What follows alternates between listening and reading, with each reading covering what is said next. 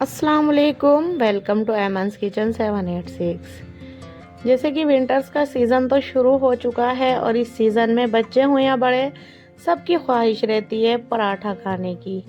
और तरह तरह के पराठे ताज़ी ताज़ी सब्जियों के साथ बनाएं तो और ज़्यादा अच्छा लगता है।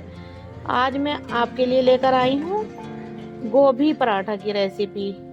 देखिए, बहुत अच्छा पराठा बनकर ये रेडी होता है, बहुत टेस्टी पराठा बनता है। आप भी इस पराठे को बहुत आसानी के साथ बना सकते हैं और एंजॉय कर सकते हैं। बहुत ही टेस्टी पराठा, इतनी आसानी के साथ बिल्कुल मैं आपको एक एक टिप्स और ट्रिक्स बताऊंगी।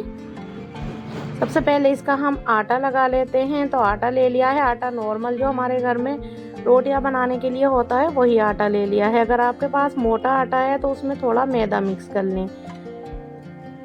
हाफ टी स्पून इसमें सॉल्ट ऐड कर देंगे और थोड़ी सी अजवाइन हथेली से मलकर डाल देंगे। हथेली से मलने से अजवाइन का फ्लेवर बहुत अच्छा आता है।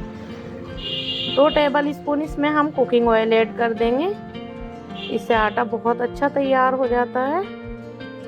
और हल्के गुनगुने पानी से हम आटा लगाएंगे। आटा हमें बहुत ही नरम लगाना है। जितना आटा हमारा नरम होगा इतने ही अच्छे हमारे पराठे बनेंगे। बिल्कुल भी पराठा टूटता नहीं है, फिलिंग बहुत अच्छे से हो जाती है। देखिए, बिल्कुल नरम सा आटा गूंथकर हमने इसको आटे को ढककर रेस्ट दे देते हैं। इतने हम सब्जी तैयार कर लेते हैं काट कर।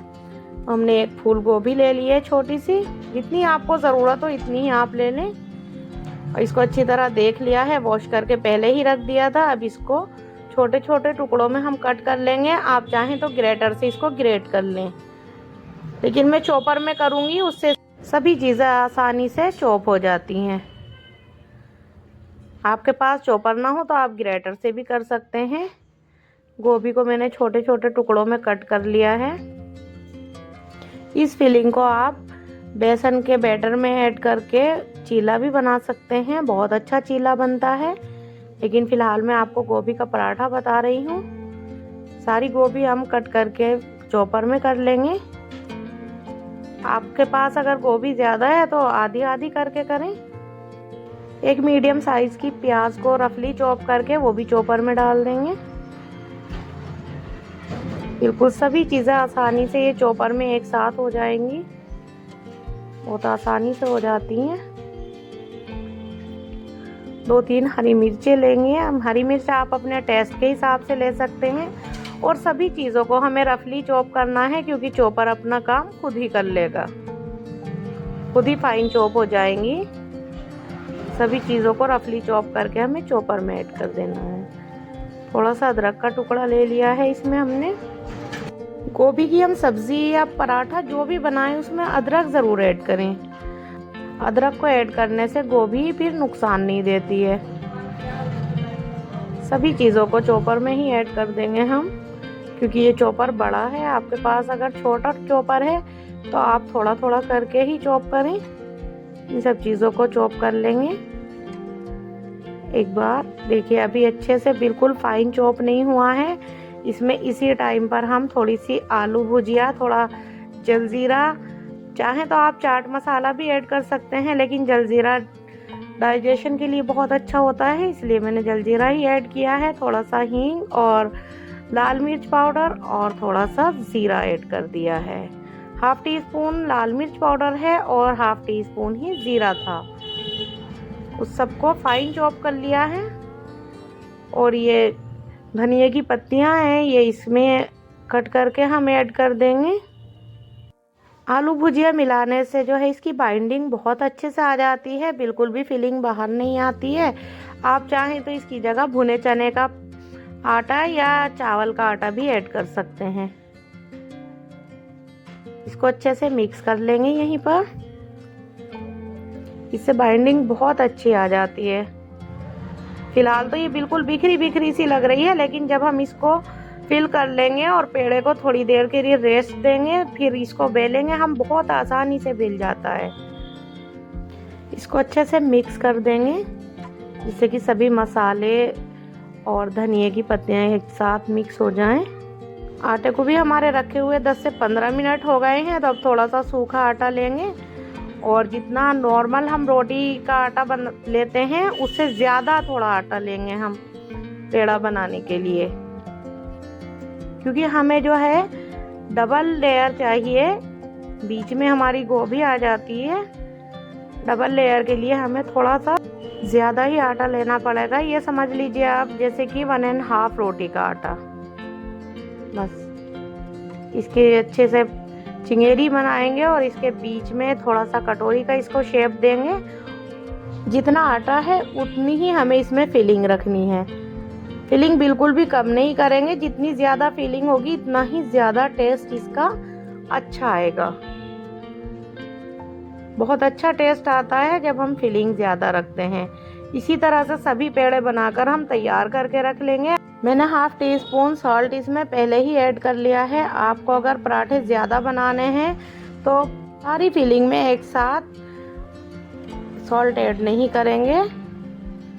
जितने हम एक बार में पेड़े बनाएंगे इतनी ही फिलिंग में एक बार में सॉल्ट ऐड करेंगे, क्योंकि एक साथ सॉल्ट ऐड करने से ज़्यादा देर रखने से वो पानी छोड़ने लगती है फिलिंग। इसलिए हम सारे पराठे एक साथ बनाकर तैयार कर लेंगे। 4 से 5 ये जितने भी पराठे बनते हैं सबसे पहले जो हमने पेड़ा लिया था उसको ही सबसे पहले लेना है।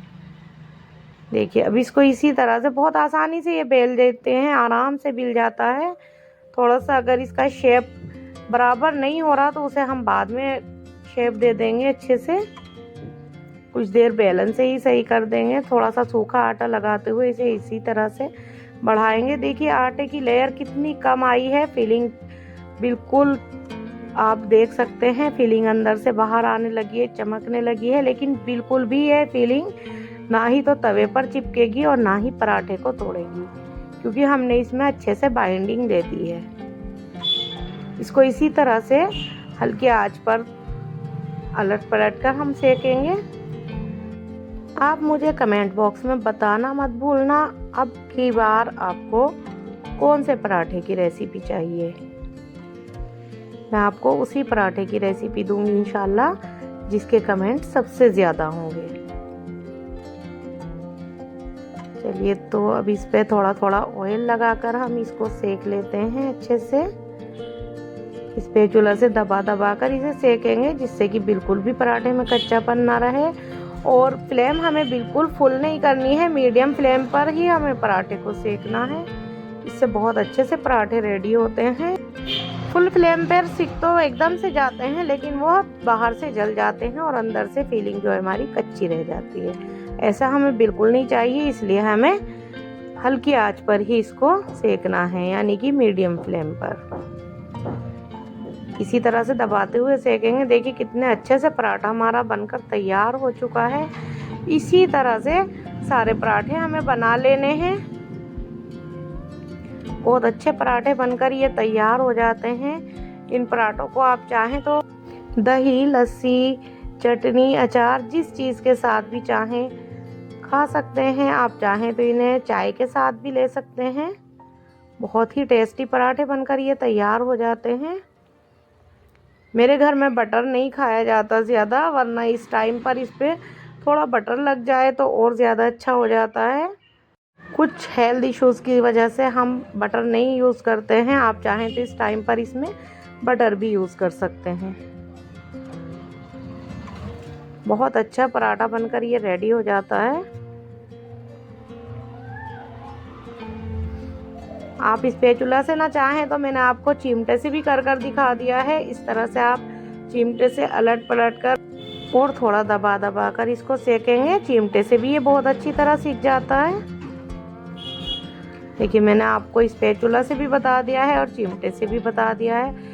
बहुत अच्छे पराठे बनकर रेडी हो जाते हैं। आप चाहें तो इन्हें क्रिस्पी करने के लिए थोड़ी देर और स्लो फ्लेम पर रख सकते हैं, लेकिन मेरे घर में ये सॉफ्ट ही खाए जाते हैं, तो मैंने सॉफ्ट ही तैयार करके रख लिए हैं। बहुत अच्छे पराठे बनकर रेडी हो गए हैं। आप भी चाहें तो आप मेरी रेसिपी को ट्राई कर सकते हैं और अपने फीडबैक मुझे कमेंट बॉक्स में ज़रूर दें।